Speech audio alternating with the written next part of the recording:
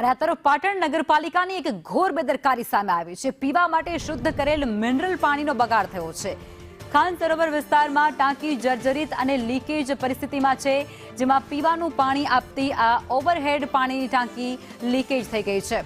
ટાંકી લીકેજ થતાની સાથે જ હજારો લીટર પાણીનો વેડફાટ થઈ રહ્યો છે। એક તરફ લોકો પાણી માટે અને પાણીની એ સમસ્યાઓથી પીડિત હોય છે, અને બીજી તરફ શુદ્ધ પીવાના પાણીનો આટલો વેડફાટ એ કેટલું યોગ્ય, અને આ બધા મુદ્દે અત્યારે સ્થાનિકોમાં પણ રોષ જોવા મળી રહ્યો છે।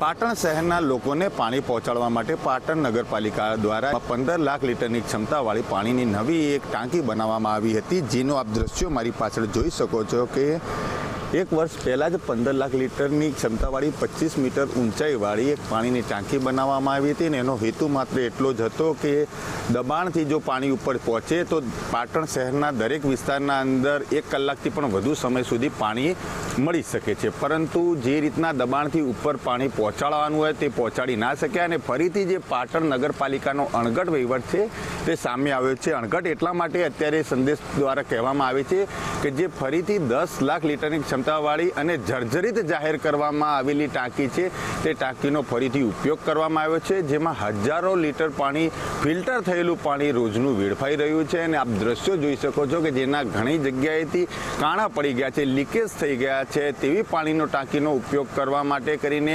પાટણ નગરપાલિકા બુદ્ધિનું પ્રદર્શન કરી રહ્યું છે। ઉનાળાના અંદર કેવી પરિસ્થિતિ સર્જાશે તે જોવાનું રહ્યું। યશવંત પટેલ, સંદેશ ન્યૂઝ, પાટણ।